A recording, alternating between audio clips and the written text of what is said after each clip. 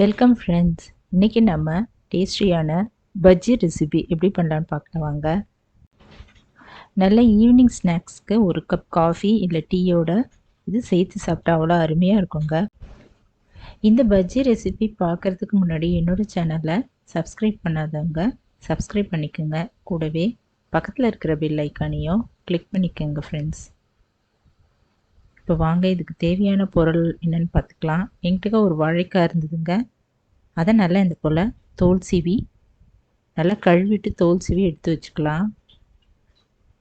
ரெண்டு பக்கமும் கட் பண்ணிவிட்டு சென்டராக கட் பண்ணிவிட்டு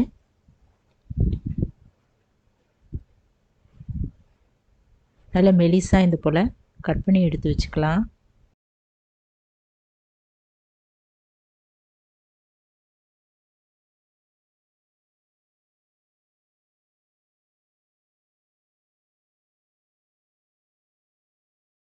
வெங்காயம் ஒன்று இந்த போல் தோல் நல்லா சீவிட்டு இந்த போல் ரவுண்ட் ஸ்லைஸாக கட் பண்ணி எடுத்து வச்சுக்கலாங்க. இப்போ இதில் கலக்க வேண்டிய பஜ்ஜி மாவு எப்படி கலந்துக்கலான்னு பார்க்கலாம். ஒரு டம்ளர் கடலை மாவு எடுத்துக்கிட்டேங்க. 4 ஸ்பூன் அரிசி மாவு எடுத்துக்கலாம். 1 ஸ்பூன் நம்ம பிளெயின் மிளகாய் தூள் 1 ஸ்பூன் எடுத்துக்கலாங்க. கொஞ்சம் காரம் தேவைப்படுறவங்க இன்னும் கொஞ்சம் ஆட் பண்ணிக்கோங்க. 1/2 டீஸ்பூன் உப்பு, 1/2 டீஸ்பூன் பெருங்காயத்தூள் எடுத்துக்கலாம்.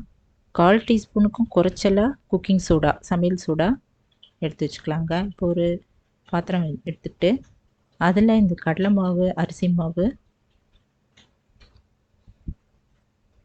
மிளகாய்த்தூள், பெருங்காயத்தூள், உப்பு இதெல்லாம் போட்டு கலந்துக்கலாங்க.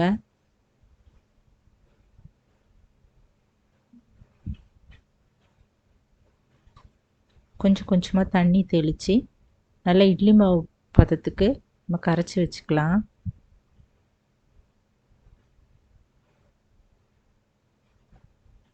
ரொம்ப தண்ணி ஊற்றிடாதீங்க. கொஞ்சம் கொஞ்சமாக தண்ணி ஊற்றி நல்லா இந்த போல் கெட்டியாக கலந்து வச்சுக்கலாங்க.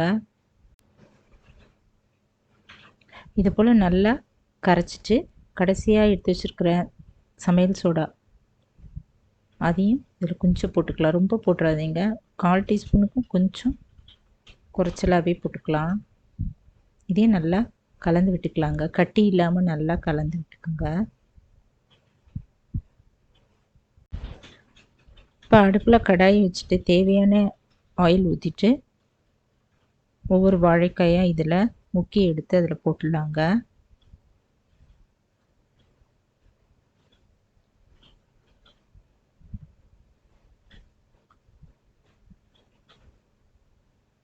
இது ஒரு பக்கம் நல்லா செவந்த பிறகு திருப்பி போட்டுக்கலாம்.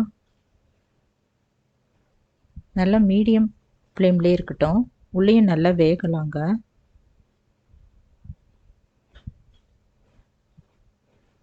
இப்போ இது 2 பக்கம் நல்லா செவந்த பிறகு எண்ணெய் வடிகட்டிட்டு நம்ம ஒரு கிண்ணத்தில் எடுத்து வச்சுக்கலாம்.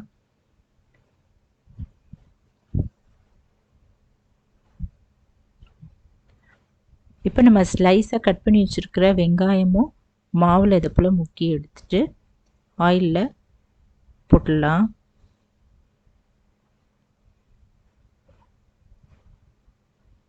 இதுவும் நல்லா 2 பக்கம் நல்லா செவந்த பிறகு எண்ணெயை வடிகட்டிட்டு எடுத்து வச்சுக்கலாங்க.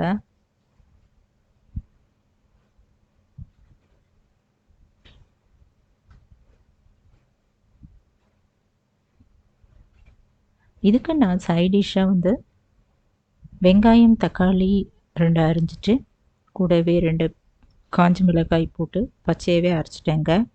எண்ணெயில் கடுகு, உளுத்தம்பருப்பு, பெருங்காயம் தாளிச்சிட்டு இதில் போட்டுட்டு அந்த சட்னி இதுக்கு ரொம்ப சூப்பராக இருந்ததுங்க. நீங்களும் இந்த போல் ஈவினிங் ஸ்நாக்ஸ் ட்ரை பண்ணி பார்த்துட்டு எப்படி இருக்குன்னு கமெண்ட்டில் சொல்லுங்கள் ஃப்ரெண்ட்ஸ். இது கூட ஒரு டம்ளர் டீ இல்லை காஃபி வச்சு சாப்பிடலாம். அவ்வளோ அருமையாக இருக்குங்க. இந்த வீடியோ பிடிச்சதுன்னா குக்கிங் வித் சித்ரா அன்பு சேனலை சப்ஸ்கிரைப் பண்ணிக்கோங்க ஃப்ரெண்ட்ஸ். தேங்க்ஸ் ஃபார் வாட்சிங். நம்ம அடுத்த வீடியோவில் பார்க்கலாம்.